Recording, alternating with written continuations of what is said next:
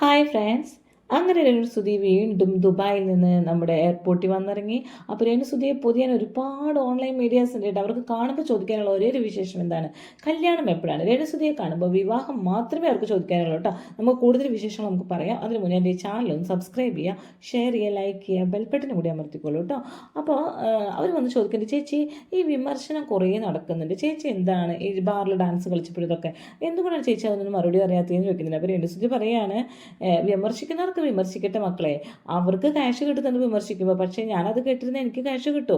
ഇല്ല, അതുകൊണ്ട് ഞാനത് കേട്ടിരിക്കുന്നേ ഇല്ല, എന്തെങ്കിലും ആയിക്കോട്ടെ എന്ന് പറയുന്നത്. അപ്പോൾ ബിഗ് ബോസ് ചേച്ചിക്ക് ഡെയിലി പേയ്മെൻറ്റ് 10,000 രൂപയാണെന്ന് കേട്ടു. ഓ, അതിലും കൂടുതലുണ്ട്, അതൊക്കെ സത്യം തന്നെയാണ്, അതിലും കൂടുതലുണ്ട് എന്ന് പറയുന്നുണ്ട്. അപ്പോൾ പറയുന്നുണ്ട്, അപ്പോൾ 30 ലക്ഷമൊക്കെ ബാങ്ക് ബാലൻസ് ഇപ്പോൾ കാണൂലേ എന്ന് പറയുമ്പോൾ, അയ്യോ അതൊന്നും ഇല്ല കേട്ടോ, ഇൻകം ടാക്സ് ആണോ നിങ്ങൾ, ഇൻകം ടാക്സിനെ കൊണ്ട് പിടിപ്പിക്കാനാണോ നിങ്ങൾ എന്നൊക്കെ ചോദിച്ചിട്ട് ആൾ തമാശയ്ക്ക് പറഞ്ഞു പോകുന്നുണ്ട് കേട്ടോ. അപ്പോൾ ആൾക്കാർ പറയുന്നുണ്ട്, ബിഗ് ബോസിൽ പോയതിൽ വെച്ചിട്ട് ഏറ്റവും ഗുണം രേണുസുതിക്കാണ്. ഇപ്പോൾ തന്നെ എത്രമാത്രം ഇൻ്റർനാഷണൽ യാത്രകൾ കഴിഞ്ഞു, ഇനിയും കിടക്കുന്നു. അപ്പോൾ രേണുസുതി പറഞ്ഞു ഇനിയും കിടക്കുന്നുണ്ട്. ഇവരുടെ തന്നെ വീണ്ടും ഒരു ബ്രാഞ്ച് വേറെ സ്ഥലത്ത് തുടങ്ങുന്നുണ്ട്, അവിടേക്ക് നെക്സ്റ്റ് എന്നെ വീണ്ടും ക്ഷണിച്ചിട്ടുണ്ട്. ഈ ബ്യൂട്ടി പാർലറിൻ്റെ കേട്ടോ, പലതരം 8ാമത്തെ 9ാമത്തെ ഒക്കെ ഓപ്പൺ ആയിട്ടുണ്ട് എന്നൊക്കെ പറയുന്നു. അപ്പോൾ പറയുന്നത് പുതിയ സിനിമകളൊക്കെ കിട്ടിയിട്ടുണ്ട്. ഓ, പിന്നെ പുതിയ സിനിമകൾ അഭിനയിക്കാൻ പോവുകയാണ് രേണുസുതി. പുതിയ സിനിമയ്ക്ക് 30-ാം തീയതിയാണ് പൂജ എന്ന് പറയുന്നുണ്ട് കേട്ടോ. ജനുവരിയിലാണ് അതിൻ്റെ ഷൂട്ടിംഗ് തുടങ്ങുന്നത്. അത് സുധിച്ചേട്ടൻ മരിക്കുമ്പോൾ അവസാനമായി അഭിനയിച്ച ഒരു ഡയറക്ടറൊപ്പം തന്നെയാണ് സ്റ്റാർട്ടിങ് എന്നാണ് പറയുന്നത്. പിന്നെ രേണുസുതി ഇപ്പോൾ ലക്ഷറി ഫുഡ്, ലക്ഷറി ഡ്രസ്സാന്നൊക്കെ പറയുന്നു. അയ്യോ, ഈ ഡ്രസ്സൊക്കെ എനിക്ക് ആ ചേച്ചി തന്നതാണ് കേട്ടോ, ഈ ബ്യൂട്ടി പാർലറിൻ്റെ ഉടമ തന്നതാണ്, ഷൂ ഒക്കെ തന്നതാണ്. പിന്നെ ലക്ഷറി ഫുഡ് ഞാൻ ആകെ കൂടി കഴിക്കുന്നത് ചായയും അതുപോലെ തന്നെ 2-3 ബിസ്ക്കറ്റാണ്. ഇതാണ് ലക്ഷറി ഫുഡ് നിങ്ങളുടെ അഭിപ്രായത്തിൽ? ഞാൻ നന്നായി ജ്യൂസ് കുടിക്കും, പിന്നെ അതിൽ നന്നായി പഞ്ചസാര ഇട്ട് കുടിക്കും. ഇനിയിപ്പോൾ അതും കുടിക്കാൻ പറ്റില്ലല്ലോ, ഇതൊക്കെ ലക്ഷറി ഫുഡാണോ എന്ന് ചോദിക്കുന്നുണ്ട് ചിരിച്ചിട്ട്. ഞാൻ പാട്ടുകാരിയായി പോയില്ലേ എന്ന് പറഞ്ഞുകൊണ്ട് ആൾ ചിരിക്കുന്നു കേട്ടോ. സിമ്പിളാണ്, പാവാണ്, ജീവിച്ച് പോട്ടെ എന്നേ ഉള്ളൂ. അപ്പോൾ പറയുന്നുണ്ട്, ചേച്ചി അവിടെ നിന്ന് പാട്ട് പാടിയിട്ട് ഡാൻസ് കളിച്ചൊക്കെ ഞങ്ങൾ കണ്ടു, ഓൺലൈൻ മീഡിയസിലൊക്കെ കണ്ട്.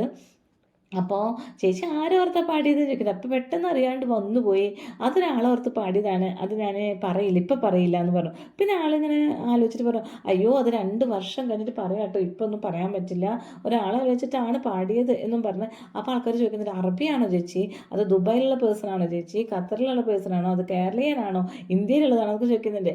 പക്ഷെ അറബിയാണോ ചോദിച്ചപ്പോൾ ആളൊരു പമ്മലുണ്ടായിരുന്നു. അപ്പോൾ എനിക്ക് തോന്നി അതായിരിക്കുമെന്ന്. പക്ഷെ ദുബായ് ആണ് ഇതൊക്കെ ചോദിച്ചപ്പോഴും ആൾ അതേ ലെവലിൽ തന്നെ നിൽക്കുന്നുണ്ടായിരുന്നു കേട്ടോ.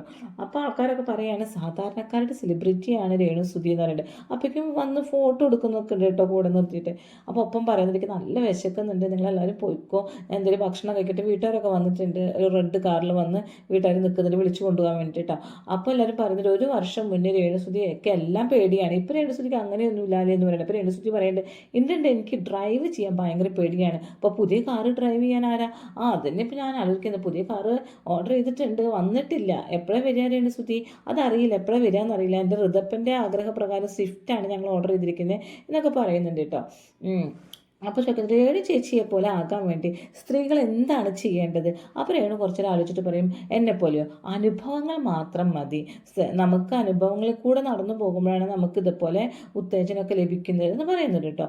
പെണ്ണേ നീ തീയാകുന്നു എന്ന് ആരോ അവിടെ നിന്ന് വിളിച്ചു പറയുന്നുണ്ട്. അപ്പോൾ പറയാം, അതേടാ ഫ്ലവർ, രേണുസുതി ഫ്ലവർ അല്ലടാ, ഫയർ ആടാ എന്നൊക്കെ പറഞ്ഞ് മുഖമൊക്കെ തഴുകി രേണുസുതി പ്രത്യേക ആറ്റിറ്റ്യൂഡൊക്കെ ഇട്ട് നിൽക്കുന്നുണ്ട് കേട്ടോ. എന്നിട്ട് പറയും, അപ്പോഴേക്കും ആരോ ഫോട്ടോ എടുക്കാൻ വന്നു. അപ്പോൾ ആൾ കാറിൽ നിന്ന് ഇറങ്ങിപ്പോയി ഫോട്ടോ എടുക്കുന്നുണ്ട്. മക്കളെ വേഗം ഒന്ന് ഫോട്ടോ എടുക്കുക, ചേച്ചിക്ക് വിശന്നിട്ട് വേണമെന്ന് പറയുന്നുണ്ട്. അപ്പോൾ കല്യാണത്തിൻ്റെ കാര്യം വീണ്ടും ചോദിക്കുമ്പോൾ പറയുന്നുണ്ട്, ഞാൻ കല്യാണം കഴിക്കുമ്പോൾ ആ ആളെയും കൊണ്ടിട്ട് ഞാൻ വീട്ടിലേക്ക് ചെല്ലും, പക്ഷെ ഞാൻ അവിടെ ഒരു നിമിഷം പോലും നിൽക്കത്തില്ല. എൻ്റെ മക്കളുടെ വീടാണ്, അവരെ ഞാൻ അവിടെ നിർക്കൊന്നുമില്ല, എൻ്റെ മക്കൾക്ക് താമസിക്കാനുള്ള വീടാണ്. പക്ഷേ ഈ പറയുന്ന ആളെ ഞാൻ അവിടെ നിർത്തില്ല. സുധിച്ചേട്ടൻ്റെ കല്ലറയിൽ പോയി ഞങ്ങൾ അവിടെ നിന്ന് പ്രാർത്ഥിച്ച് അപ്പം തന്നെ ഞങ്ങൾ അവിടെ നിന്ന് ഇറങ്ങും എന്നല്ലാതെ ആ വീട്ടിലൊരു നിമിഷം നിൽക്കില്ല എന്നുള്ളത് ഞാൻ നിങ്ങൾക്ക് ഗ്യാരണ്ടി ഉറപ്പ് തരുന്നു എന്ന് പറഞ്ഞിട്ടാണ് രേണുസുതി അവസാനമായി പറഞ്ഞുകൊണ്ട് കാറെടുത്ത് പോകുന്നത് കേട്ടോ.